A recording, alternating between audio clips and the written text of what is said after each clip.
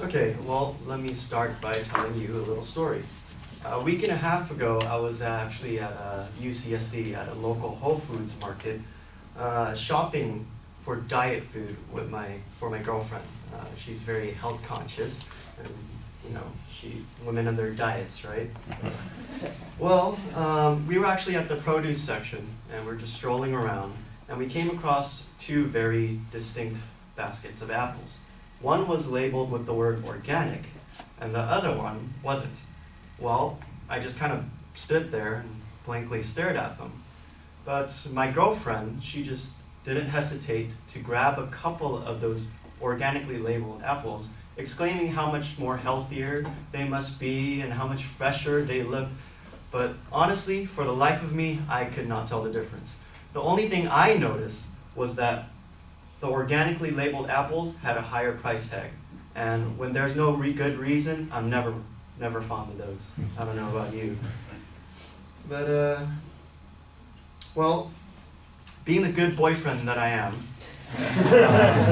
I kept my thoughts to myself, maybe rolled my eyes, and just went home and decided to do some research for the good of us all. So, for you special people, and for me, myself, as consumers. Well, when I went home, I made a startling discovery. The current national certification program is just a federally sanctioned marketing program that favors big corporations. It does not guarantee higher quality produce as we, the consumers, believe. Sounds a little fishy, don't you think? So in my effort to empower all of us as consumers, today I will be talking to you about the currently flawed legal definition and standards of the federal organic label, why it's wrong, and what we can do as consumers. The word organic, as expressed in the Organic Foods Production Acts of 1990, which actually established the label, means foods generally free of chemical substances, containing no antibiotics and hormones, free of irradiation or fertilization with sewage waste, grown without the use of pesticides, and containing no genetically modified ingredients. I didn't hear any mention of healthier in there. Did you? According to Ben Lilliston, the Vice President of the Institution of Agriculture and Trade Policy, in his article, Organic versus Organic, the Corruption of the Label, nowhere in the cumulative 600 pages of legal jargon establishing the definition, so dense and technical to be unintelligible to the average citizen, can any standards and regulations requiring the growth of quality products by the means of sustainable farming be found. Okay, well, you might be thinking at this point, oh, there are no chemicals and substances and no GMO. That's all very good, right? Organic food must be healthier. But not so fast, speed racers. If this is you, clear your mind, because Sensei might teach you a thing or two. The current standards are definitely welcome, right? Well, who wants chemicals in their food anyway? Yet in a Stanford University study released this year, research concluded that while eating federally labeled organic fruits and vegetables can reduce pesticide exposure, the amount measured in conventionally grown produce was within safety limits. It's not that bad for our body after all. Researchers found little significant difference in health benefits between organic and conventional foods, and found no significant differences in the amount of vitamins between the organic and conventional products.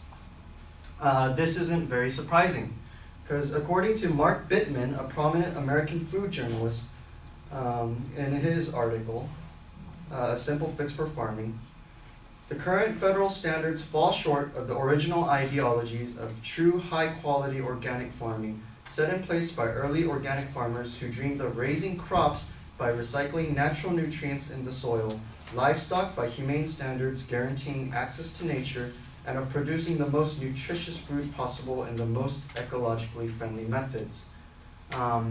So by establishing this label, the USDA basically claimed a monopoly over the word organic, preventing small, private, honest farmers who from labeling their products as organic, even though they might be more healthier and wholesome.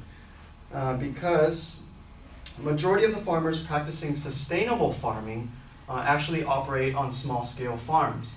And these farmers, they cannot afford to maintain these labels, while the big, huge, multi-billion-dollar food production companies can. So basically, these corporations have hijacked our concern for food and safety, and they are taking advantage of it and making profit off selling higher priced food that guarantees us no quality.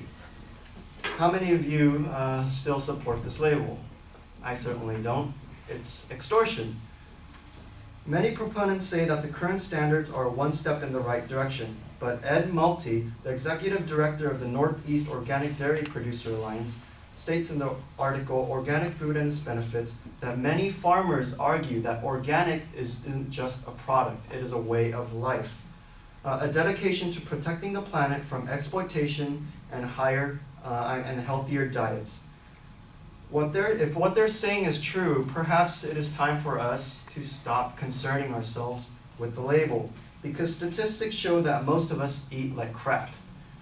For example, according to Jane Brody, the author of In the Fight Against Obesity, Diet Sizes Matter, Drink Sizes Matter, sugar-sweetened drinks are the single highest source of calories in our diet, accounting for nearly 7% of our total caloric intake, more than from vegetables. Now, if that doesn't sound like crap, I don't know what does. Maybe if we are truly concerned for our health, maybe we should make healthier choices, to eat more balanced diets, organic or not, because arguing about a label does not guarantee a healthier lifestyle. So, in conclusion, the first steps take healthier choices. Eliminate the processed foods. Maybe cook a few home-cooked meals with locally grown produce.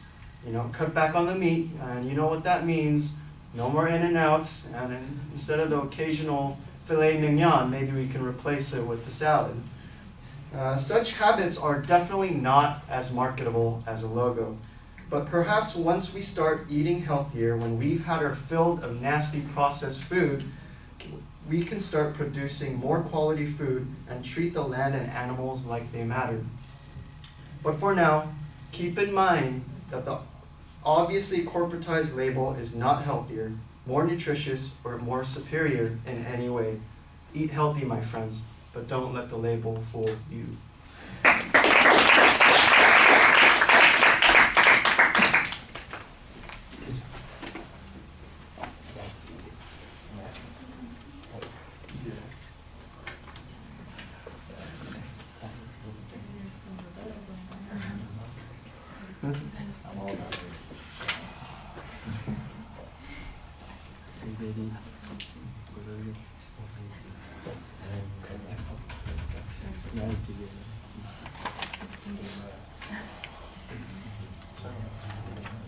So Amy, what did you think? I like the personal touch and what triggered Simon to look into organic food.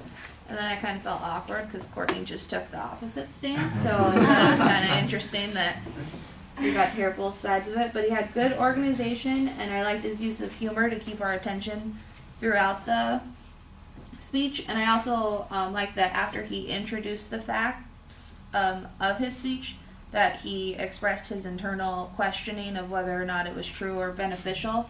And he kind of walked us through his thought process and his research. He looked comfortable. I thought he had good eye contact. During the conclusion, it was a good recap of why we shouldn't have organic food or purchase it because it's more expensive and useless, apparently, according to Simon, but not Courtney. Yeah, well, I don't get the impression that Simon's saying organic food is useless. What he's saying is that the labeling of food as organic is useless because the labeling process has mostly been hijacked by the corporation, so on and so forth. I think this is one of those interesting dilemmas. Before we had any regulation, people could call anything they wanted organic, and so if you had a cow and you fed it hay, that's organic milk, whether or not it had bovine growth hormone or anything in it, that was fine. And then they said, no, that's not good enough. So they came up with some criteria, and apparently, now it seems to be that the argument you're making is that the only people who can afford to meet the criteria are these groups that are already exploiting this process in the first place, and so there really isn't going to be any benefit. I did get that one point where he said, if what they're saying is true, that it's the sustainability that matters more than anything else, and that's what makes the food better, then all this other stuff doesn't mean anything. Then organic food, as it's labeled currently, doesn't do you any good. That's where your argument is. If what they're saying is true. Where's the part that says it's true? That's the thing that's missing here, that says, the stuff that's labeled organic isn't really healthy for you because it's just, that means it lacks X, Y, and Z, but that doesn't mean that it was grown on these sustainable farms. That's the only thing that's really organic, and that's the only thing that's really healthy. Where's the proof on that part? That's the thing that I think I needed more of.